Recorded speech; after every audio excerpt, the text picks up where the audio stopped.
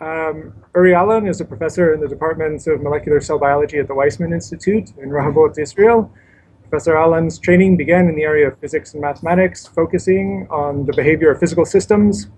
As a postdoc at Princeton, he transitioned into molecular biology, where he began to investigate biophysical aspects of bacterial and other biological systems before concentrating his efforts on understanding transcription networks. Professor Alon recently received the 2014 Nakasone Award from the Human Frontiers Science Program for his pioneering work discovering network motifs.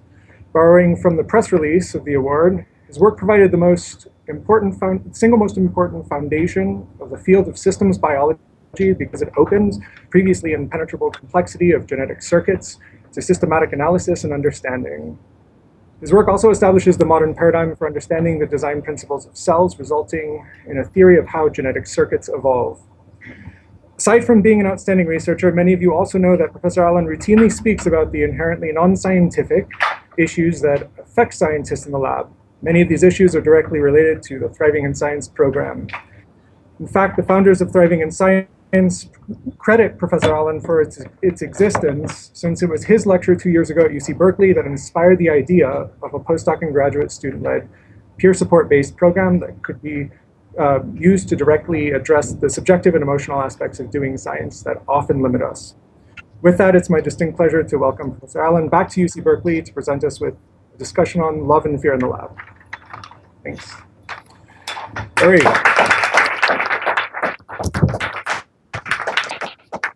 Hey, hi everyone. I'm in Israel right now. It's 10 p.m. We have a big holiday here where we sit in this kind of tent with palm trees on the top. It's called Sukkot, and we invite our friends to come and eat with us. And it's pretty cool. The weather is just like in Berkeley, I think. I know I got emails. People thought I was coming physically to Berkeley. It wasn't advertised. It's a video talk. So if you're surprised, then I apologize. And I'm just wondering, just so I can understand who you are, could you raise your hand if you're a graduate student? Okay, thank you. Most of you. And if you're a postdoc? Oh, so there's some. All right. And faculty? Anyone? I don't see. And how about others? Not postdocs, students, or faculty. Now I can't. I don't know. Can I hear you guys if you say something? Let's check. Say, hello, Uri. Hello, Uri. Good. I can hear you. And yeah, so let's start. I'm thinking of telling you a little bit about myself and about peer groups in science. I was thinking of talking a little bit about work-life balance and tell you a little bit about how peer groups, what kind of problems they can encounter. And I'm also very interested to know what's interesting for you guys. And maybe somebody could say a topic that's interesting for you. Would anybody be brave enough to say?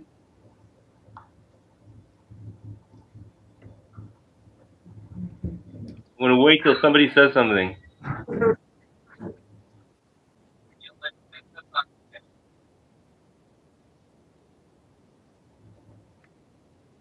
I could hear family problems.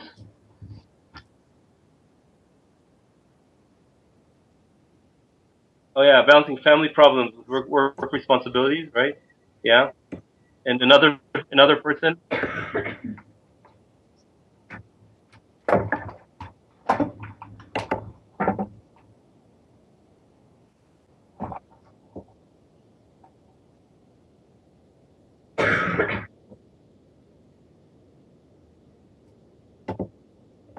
Difficult emotions in developing creativity, how to overcome difficult emotions in developing creativity. Did I hear you? And one more.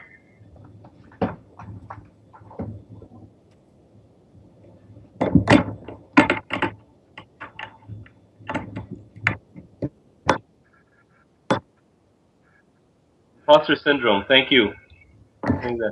Yeah. And okay. And let me just start with a song.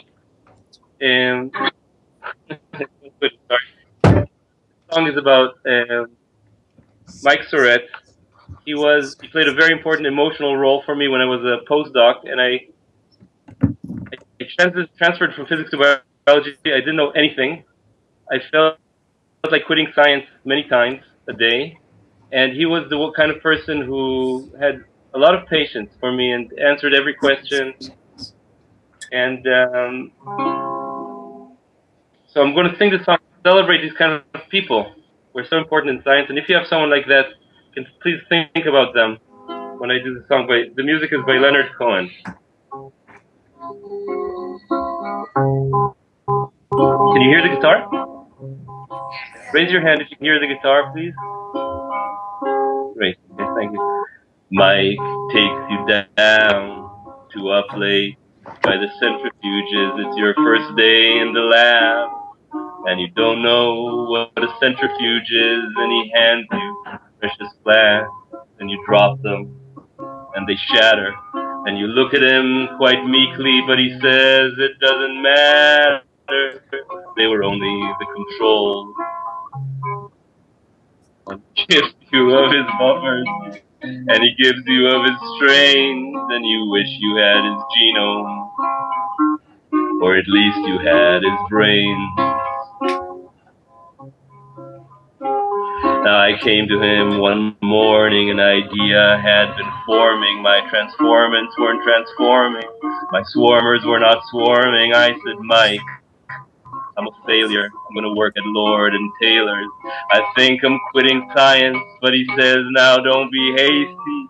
You see science like the cafeteria, sometimes nasty, sometimes tasty, and soothes you so discreetly, and you trust in him completely, and your mind, it has been freed, and you know that somewhere something will succeed. Now Mike is packing his papers in a folder. There's a knapsack on his shoulder. His pipette is in its holder. And as he leaves the floor, the shakers all stop shaking. The columns all run dry. And the autoclave stops baking. He'll never be the same. And you know that you must keep him, or at least that you must clone him. And you know that you will miss him. And you know that you will phone him all the time. Mike takes you down.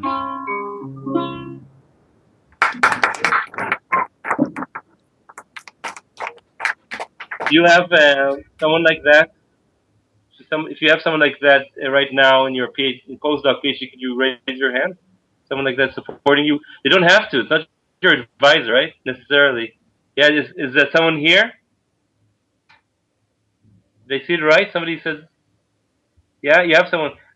Maybe that I see someone in the back. You're pointing right in front of you that somebody's here. Could you say his name or her name? What's what's the name? I couldn't hear. Matthias. Good, yes. You've been honored. Um, yeah, so those start with negative emotions and creativity. What we talked about was asked.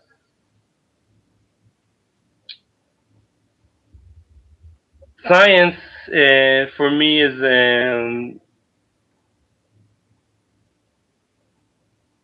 I don't know. There's something burning all the time, wanting to know, figure things out. But the day-to-day of it is very frustrating because it usually doesn't work, and that means that we're set up, let's say, in our job to to face negative emotions. And I would say that the first time you're doing science, those negative emotions are like very strong waves on the beach, and they hit the floor, how do you call it, the sand, and there's a lot of sand coming out and a lot of rocks like that. And after a while, it's like the seafloor comes deeper, and the waves are just as strong, but they don't hit the bottom. That's something I've noticed. And and it's very tough in the beginning. That's why graduate school and postdoc is very difficult. That's one reason. The other reason is that you have to get along with your advisor and the other people in your group. And that you just should get a medal for sticking it out for 5 years with the same person in this situation of constant frustrations and groping into the unknown. And so those interpersonal relations can cause the difference between a very good experience and a mediocre experience and a terrible experience. And there are a lot of things to do about that. And one of those things is if there's every person here, every postdoc and graduate student, I guarantee you, and maybe we should do this right now, can think of one thing that you'd like your advisor to improve in mentoring you. You can think of what's that one thing. Maybe it comes clearly, maybe not. I don't know. It could be something like I give you my manuscript and it takes 3 months for you to return it, and that's like, or I need more structure, more time. I need less meetings. Sometimes people need less meetings. They need to see less of you, yeah. Because if you see too much of your mentor, it can take away the ownership of the project away from you, and then your motivation is low. And even in a very good relationship, there's something to improve. Huh? So I'm wondering, I'm not going to ask you to say it out loud, but how many of you can identify a one-sentence thing you'd like your mentor to improve, or something to improve about your mentoring relationship? So if you have something like that in mind, just raise your hand. It's not a shame, because everybody can improve. 1, 2, okay, all right. And maybe just to make it more concrete, I'd like to ask you to turn to somebody sitting next to you and tell them this one sentence. So just agree to keep it between you guys, okay? So what is it that you'd like to improve?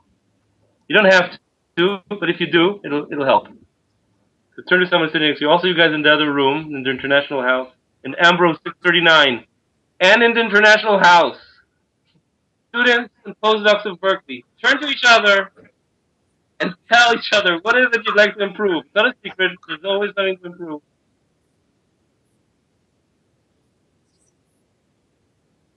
Maybe someone behind you.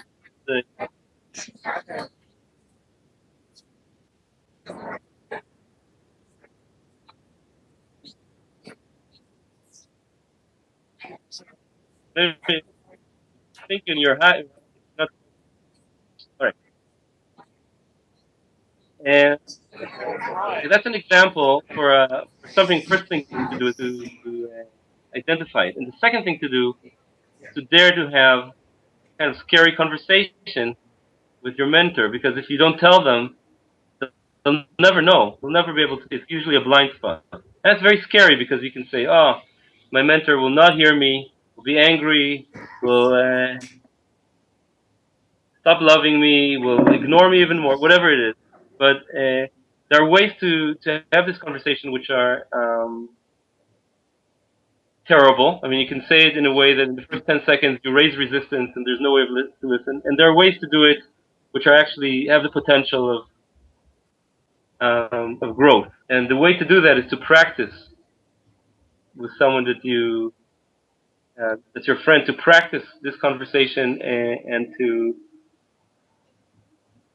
Now, your mentor will get a big gift, because usually you don't understand what it is. So when my students tell me something like that, for instance, they told me one time, I write you, when I was on sabbatical, I write you emails, but you don't answer me. And I realize that I have a blank spot like that. I read the email, I want to answer, but then it goes like away in my email box. For example, it's embarrassing. It's a big communication issue that I have, but I've really improved. And one student said, "Look, I want to ask you a question, but don't answer the question. Don't answer the question because you're taking away my opportunity to think about it." That was really something for me to learn with that student, right? Not every relationship is different. So, um, but okay, I talked a lot. So, does anybody? I'd like to hear a response. Maybe I don't know. Maybe Berkeley is different, and I'm off the mark. So, would somebody please say something or respond to what I just said?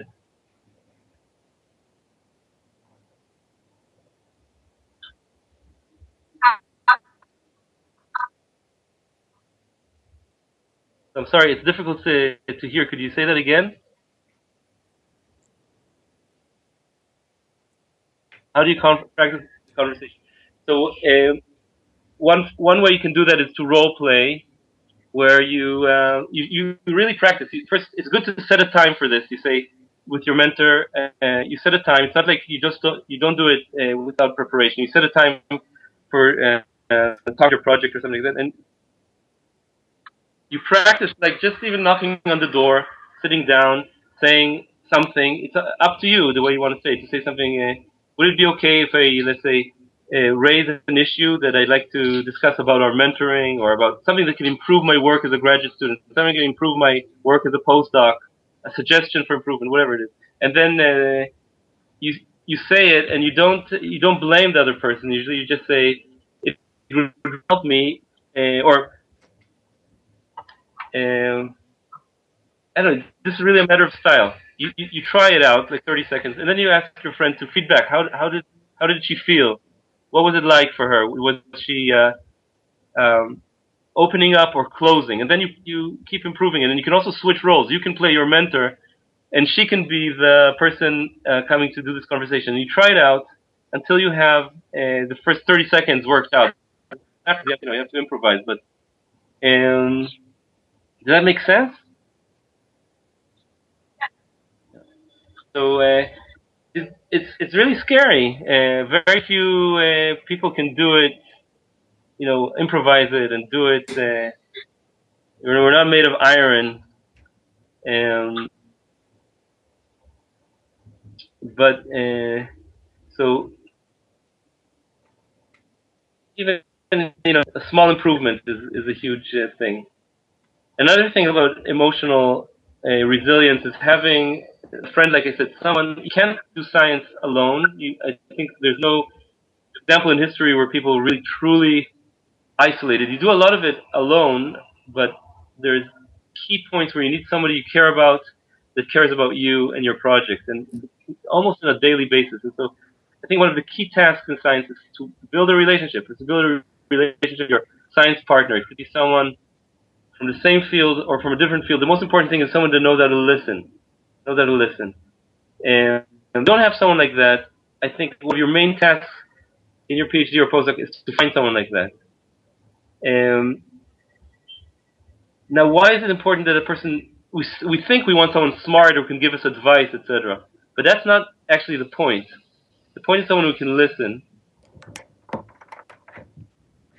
What does that mean to listen? To listen means to bring more out of you, to let you talk and then talk more and more and more.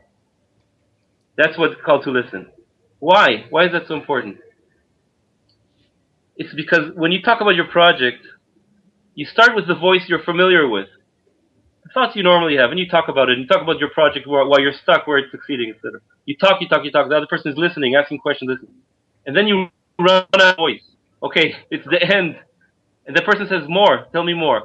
And then there's a second voice inside you, and you listen to it, and it's new because it didn't have anyone to listen to it, you see?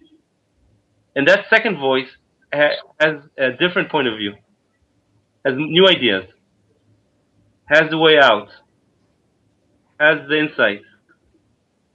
And it's really hard to get to it without a second person, without another person asking you questions, being interested. Not, yeah?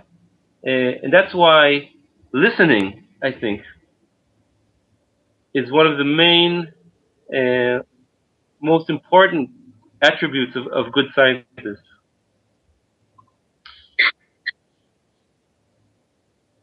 And all right, so let's say in this section of our discussion, we're talking about the negative emotions and how to deal with them that are linked to creativity. And I talked about the relationship with the mentor, defining what you need, and making ways to get it. It's like sometimes called leading when you're not in charge or something like that. And then identifying your sources of support, particularly the relationship, which is the listening relationship, the opening relationship, and and and nurturing it. I'm going to finish with this part now and get to the family and work life. But before I do that, I want to get your response or any additional things or something to add. So I'm going to wait till somebody says something. I'm trying to be a good listener and get you guys to speak. You see? What if, what if you feel like your mentor is too busy to be able to act, even if they want to be a better advisor? So what if you feel your mentor is too busy to be able to act, even if they want to be a better advisor? Did I hear you? Yes. Yeah. Yeah. So that's typical, very, very common, and of course, mentors are. We need to do so many things, especially in the beginning, that we've never been trained to do.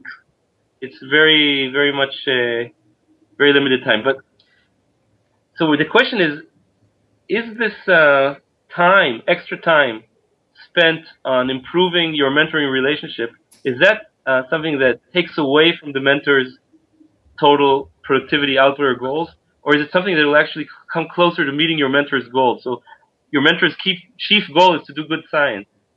The way to do good science is to have graduates reach their full potential, or postdocs.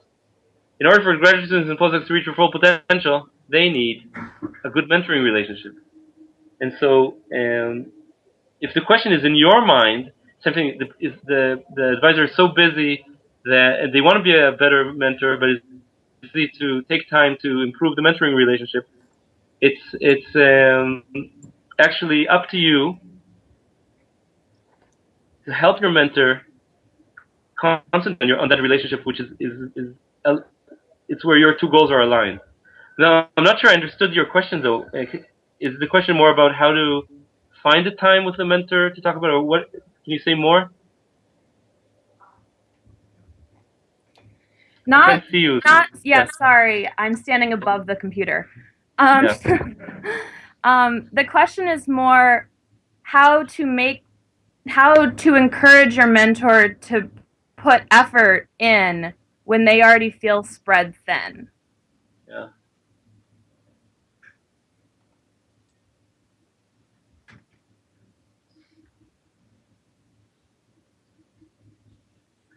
It's a good question. I don't know the answer. What comes up to me? What comes up for me is this a conversation that I was talking about, where the point of this conversation is to explore with your mentor when it would be good for you to have the time that's important for you. What would help your mentor make that time to understand his or her world, right? You don't really know exactly what's going on there, but to explore and to explain also your point of view. What's the impact on you of not having this extra time? And if their mentor, like you say, has the core of wanting to be a better mentor, they'll respond to that. And that has to do, but you have to be very clear and practice that conversation for the goal that you want. And your goal is to convince the mentor to spend more time, and also to be not to make it a general thing, to make it specific. Like say, in the next 2 weeks, would it be possible to schedule 2 meetings, for example, and see what happens, or something like that, or whatever it is, to make it concrete, defined, specific time, not something general, but something specific, to try it out and then reopen it. Am I more answering you now? That's very helpful. Okay, good. So you saw what happens, by the way, as a listener. I listened to her and I answered, but I answered a different question. That happens as a listener, right? So you have to always ask more context. Did I hear you? No, I didn't. That's not. Oh, that's actually the question. It's like it's very hard to listen. It's very hard on Skype, but even face to face. So yeah, I keep asking, did I understand you? Did I get it? Did I hear you? Ah, no, I didn't hear you. That's really fascinating. I didn't hear, and that's really fascinating to see how the nuances, what you don't hear, what you can hear. It's like amazing. You start exploring the other person. You find an amazing world as a listener. I tell you. All right. Any more? Uh, any other comment?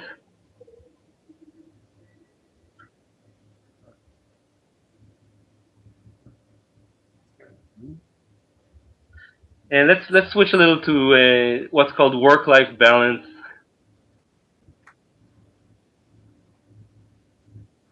I want to ask you, how many hours is a typical work week for a postdoc or a graduate student at Berkeley? Or maybe to hear some estimates like that. According to the survey, it's 45 hours, Uri. 45 hours? People are laughing because is that an underestimate or overestimate? That's self-reported. Everyone took the survey. What? That's self-reported. Everyone took the survey. Everybody took this survey, that's the average? Yes. All right.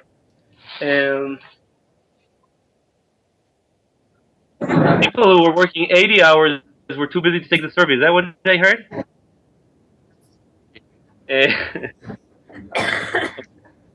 I want to draw a little graph about work-life balance, all right? So I'll try to do it on this piece of paper.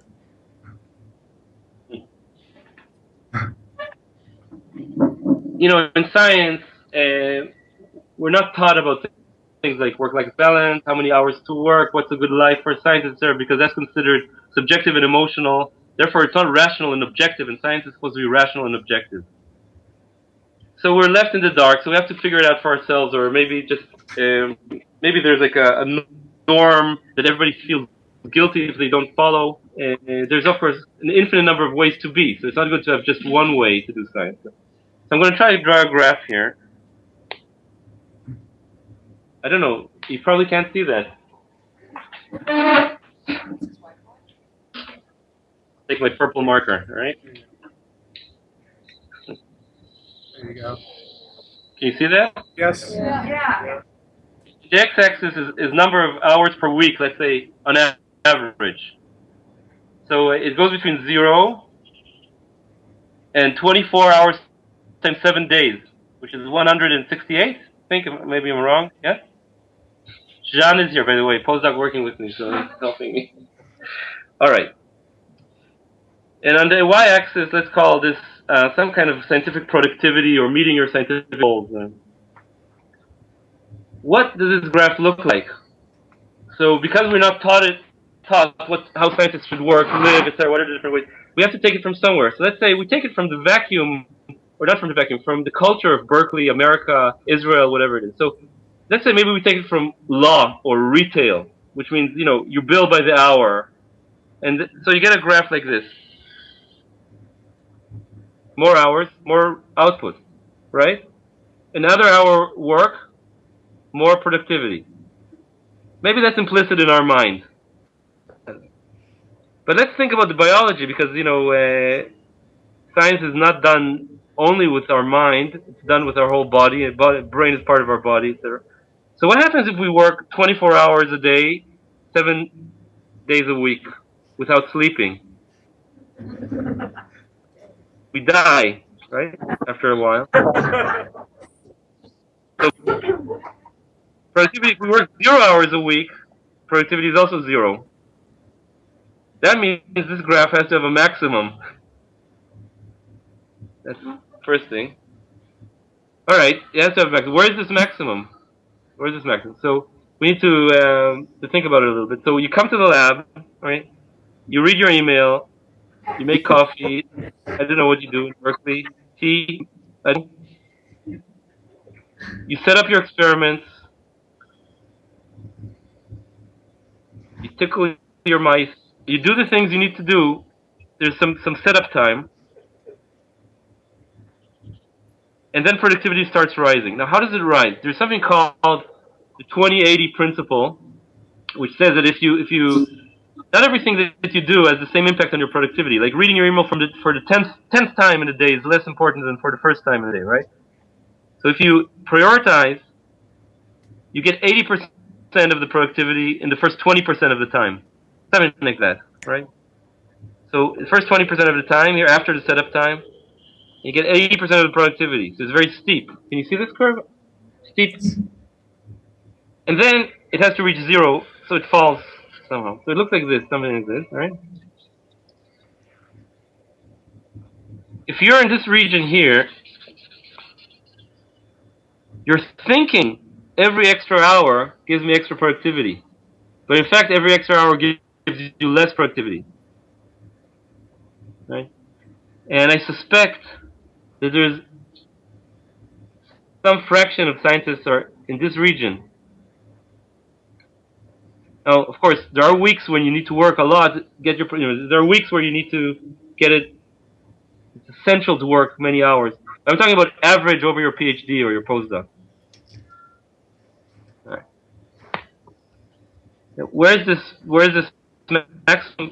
It's really individual because some people. It's very individual. It depends on prioritizing your task in order to get this to be very steep. So you do the important things, and it's something you have to experiment with yourself. I don't believe this peak can be much higher than this 45 hours, in my experience. So I'd like to, could somebody respond to this graph?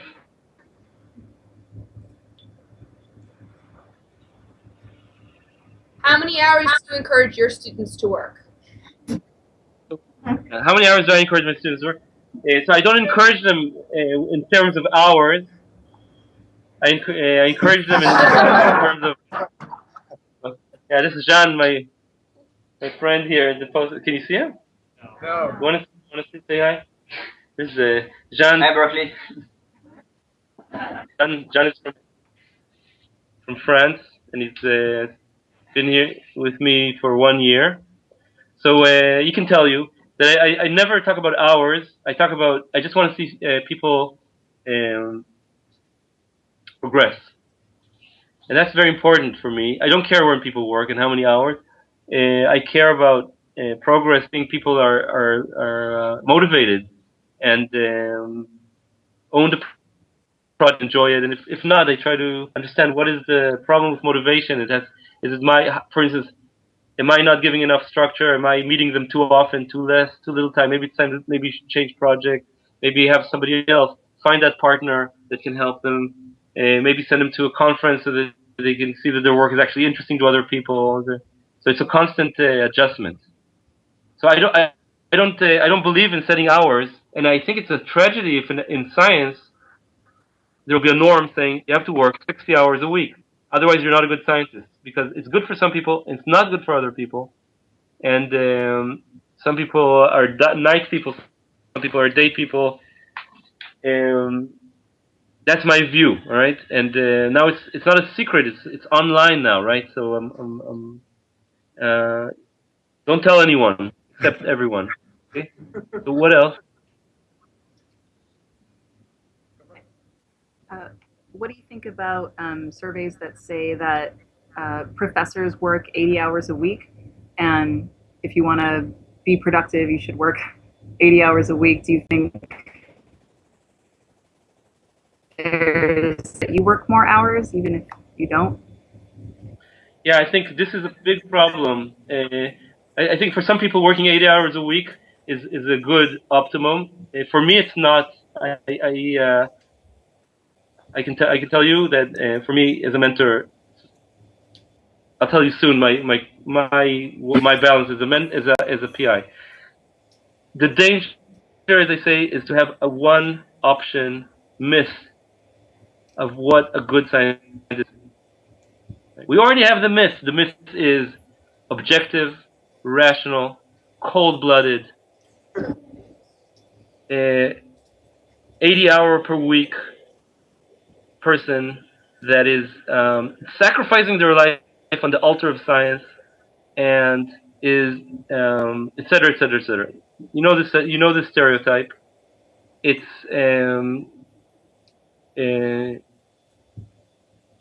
very. Not everyone can be creative in this situation. For me and many other people, interpersonal relationships, warmth, vacations, hobbies, family are the wellspring. There's no point, and there's no creativity without them. That's my view. So I'm different. It doesn't mean I can be a good scientist and not be, according to this Mr. Spock kind of. Is Mr. Spock like an outdated reference? Because I'm like I was born in 1969. You know Star Trek? Yes. Not everyone. Multicultured. He was a foreign postdoc. A foreign postdoc. Taken from his country. Dropped in Berkeley. He was fighting on arrival. He was fighting for survival. And I say, oi, oi, oi. Oi, oi, oi, oi. Oi, oi, oi, oi, oi, oi. That's Yiddish, you know? He comes to Berkeley. He sees people are smiling in a special way. Should I be smiling? What does it mean to be smiling in a special way? It's not like my country. I take my passport to the official's office. They say, that's not your picture, that's your brother. I say, I don't have a brother, I have a sister. They say, what's your father's phone number? What's your grandmother's phone number? We want to check. And I say, oi, oi, oi, oi, oi, oi, oi, oi, oi, oi, oi, oi, oi, oi, oi. Science is, multicultural. You come from different countries, and it's so different. I mean, like I say, Mr. Spock, maybe it's not clear for everyone, or what I'm saying is could be very Israeli. I'm in Israel. I'm in my culture. We have average. My peers and me. We have 3 kids. Let's say scientists in my floor. Average 3 kids. So I have 3 daughters, age 7, Geffen, 4, Tamal, and 1.5, Kalmel. As I was coming here and we had these video problems, I just came from this scene of putting them to sleep. So reading stories, and they were crying that I promised them to play with these dolls before instead of a bedtime story, and we compromised somehow. And I managed to get out. My wife took over. She's also a faculty member in psychology.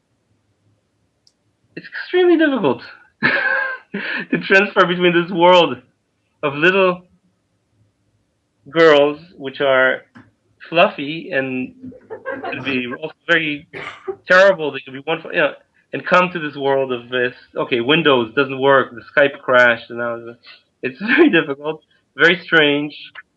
But I wouldn't trade it. I would not trade it for anything because it's. I don't know how to say. It's a given situation, and it defines the boundary conditions, and inside them, I have my curve. That's my life. That's what it's going to be.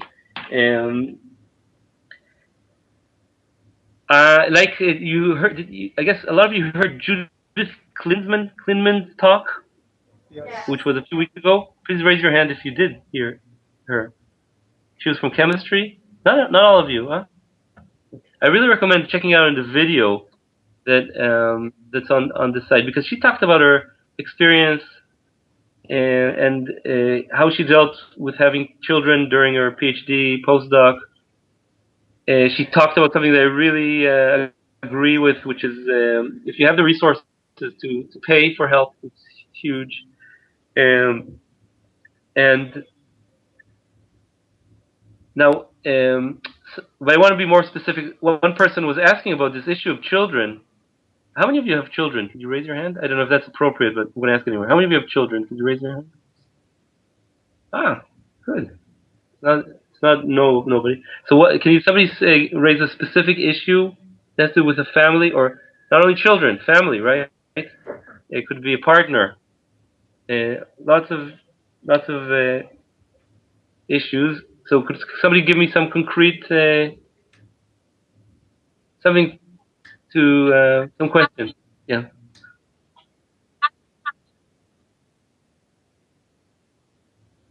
Yeah. How can I have, how can I have energy? So this question, of course, comes. It immediately resonates with me. Wonderful. It goes right to the heart of the thing. So sleepless nights and and even this the merely switching from one world to the other take away energy. Yeah? And after the third child, especially, I found I couldn't finish the day, and so I started to explore ways to get energy, and I found a way. And it's like paradoxically, I have even less time for work because I swim 20 minutes in the morning. So isn't that paradoxical? I take away 20 minutes from my precious work time, but the swimming gives me the energy. But it took a long experimentation. I had to find it, and also I'm not, I have to admit, permission to be human. Sometimes I don't have the energy, and I go to sleep or watch TV or something. I don't have the energy, and that's what exists right now. It's fine. It's just one day out of this whole thesis that's long. And did I address your question, or could you say more?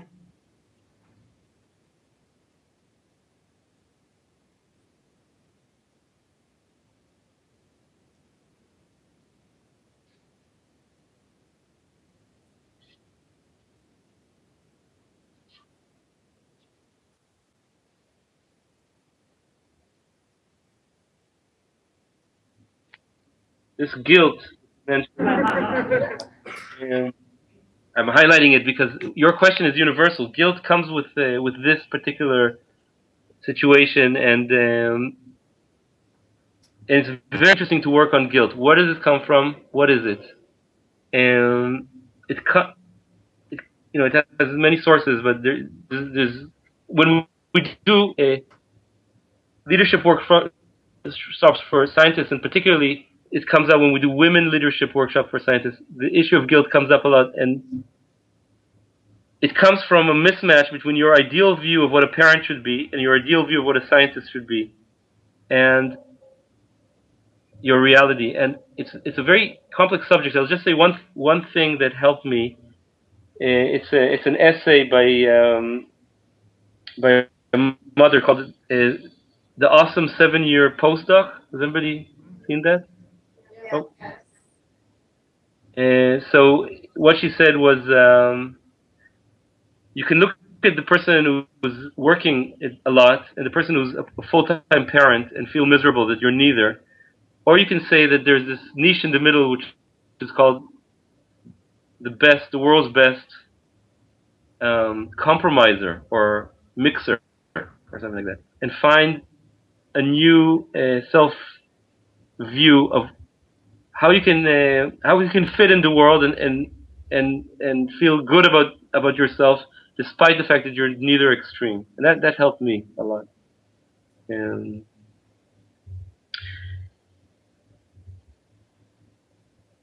but it's you're touching the emotion, the difficult emotion, guilt. That's a voice in your head about what I'm supposed to be and what the world is supposed to be like. That's not matching the reality, and that's something to work on.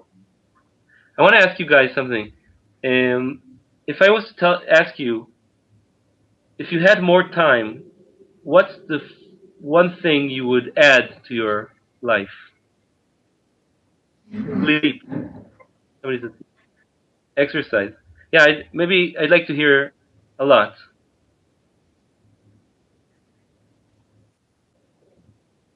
I couldn't hear. Read. Leisure. Yeah. Choir. Yeah. Hobbies. Right.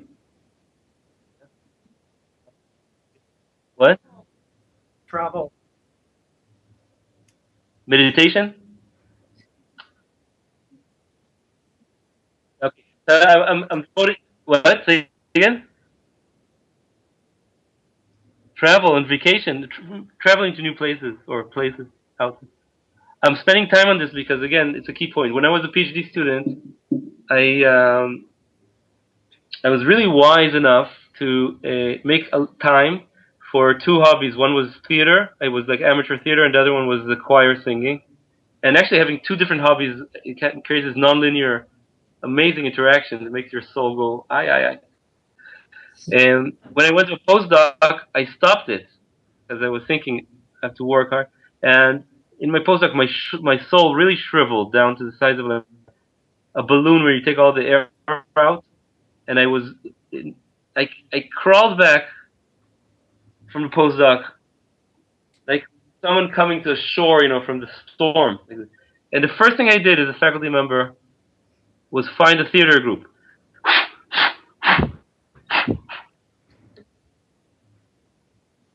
And it very much protected me. So I'm a big believer in hobbies.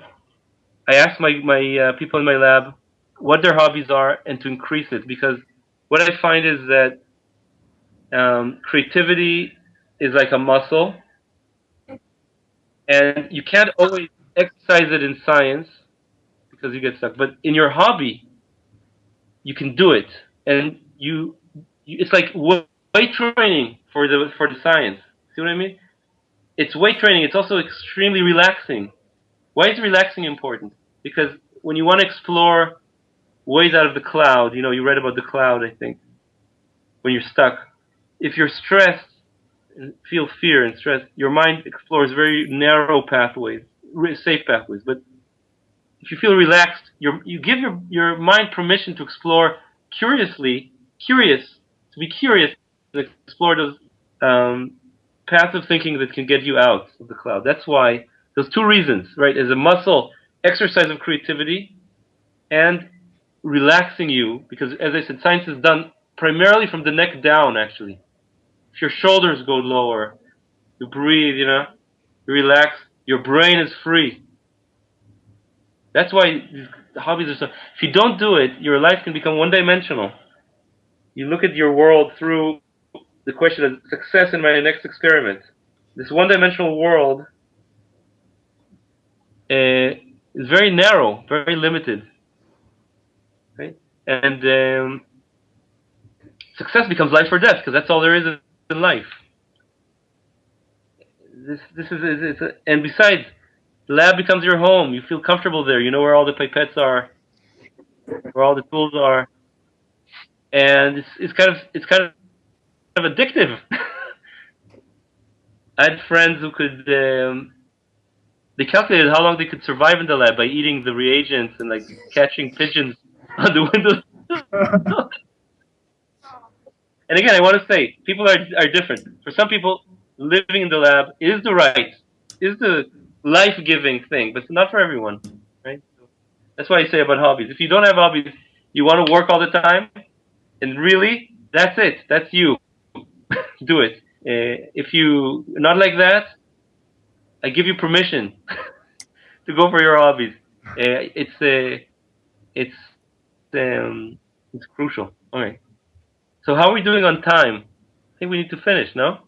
Yeah, just a few minutes. Okay. So maybe it's time to hear someone say something. I have a question. With your shriveled soul after your postdoc, what was it like going back to theater? Did it take a long time to be able to actually contribute with such a shriveled soul? No. The thing about it is, the thing that you love to do is you almost immediately get a smile on your face and you come alive. It's not about being skilled. It's about just finding the source, the thing that does it for you. If it's traveling, you get a smile on your face when you travel, when you read, when you sleep, when you watch TV, whatever it is for you, you know it. I guarantee you that most of you, when I say this, know it, what it is. What is it that you like to do if you had more time? And you come to it like you come to an old friend immediately. Actually, being skilled was less important for me because science is so much about being skilled and succeeding. It was nice to have a place where I don't have to be the best. I don't have to be the number one. I I can be the worst. Like right now, I do yoga. I added yoga to my list. 4 years, and I'm the worst, the least flexible and skilled person in this class of mostly women. Nature did not prepare me for yoga,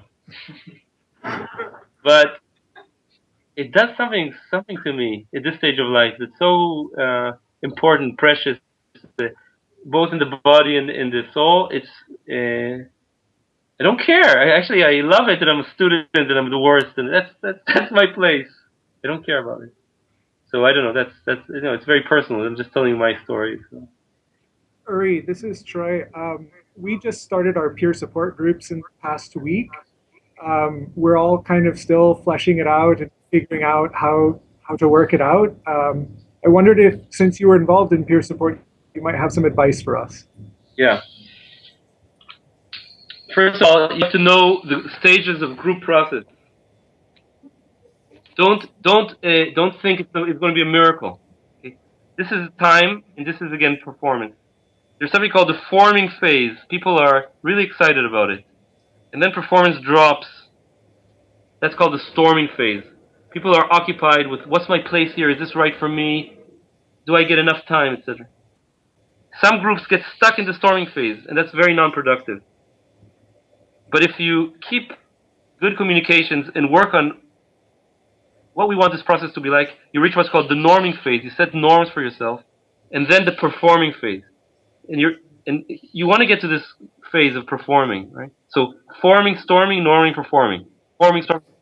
Somebody leaves the group, again, forming, storming, norming. Somebody new joins the group, forming, norming, storming, performing. A new session, a new meeting, even if you're performing, just meeting, saying hi, you go through forming, storming, norming, performing. The storming could be just a few minutes, but it happens. In our talk today, maybe you could feel like somewhat uncomfortable again and again. We go through forming, storming, norming. This is a self-similar graph like group dynamics. So your group will form, there'll be a bottleneck, it's going to dissipate, people will leave, it's going to seem like a disaster, not right for you, it might die, but if you stick it out and find the right way of working, you get to here, right? Once somebody's experienced a working group, it's much easier to make a new group, etc. But you guys are pioneers, so you're going to have to get through the storming. Now, what's effective in groups is really up to you, but there are some things called the 12 roadblocks to effective communication. That's quite shocking to read. If you type on your internet, the 12 roadblocks to effective communication, you'll find things like giving advice is a roadblock to effective. Saying everything will be all right is a roadblock to effective communication. All these things are not effective. What is effective is primarily letting somebody talk and listening, like I said before, because the answers are inside the other person, and sharing, which is say a real story that happened to you that seems related. Not preaching, not giving advice, not dominating the conversation, not making jokes, not saying everything will be all right. These things are things you need to discover about what's effective. So, Troy, if you download those 12 roadblocks to effective communication from the internet, you'll find it's interesting to look at. And for the first set, you can invite people that you want to hear into your sessions, and you can also have skilled facilitators. That's all up to you. But Troy or somebody else, would you like to ask something specific about groups?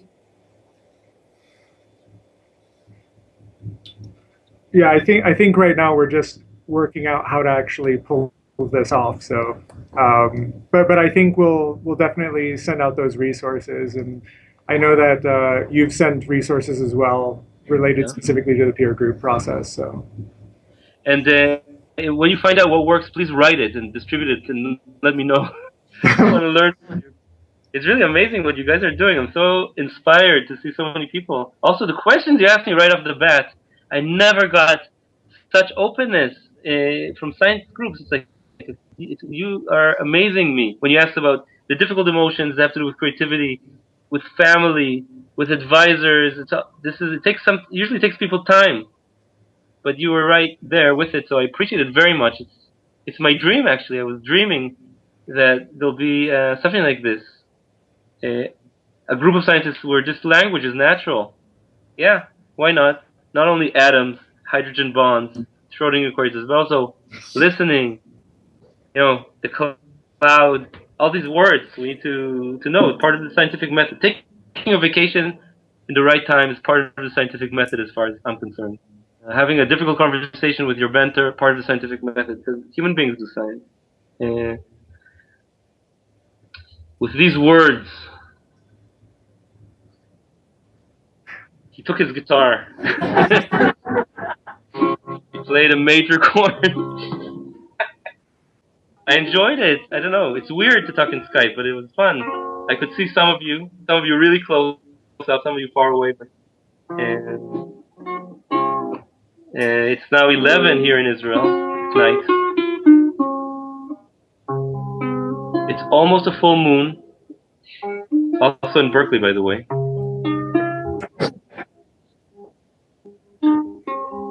All right. So how should we say goodbye? What do you think?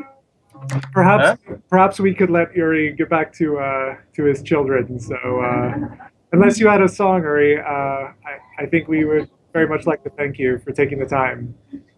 Thank you. Thanks.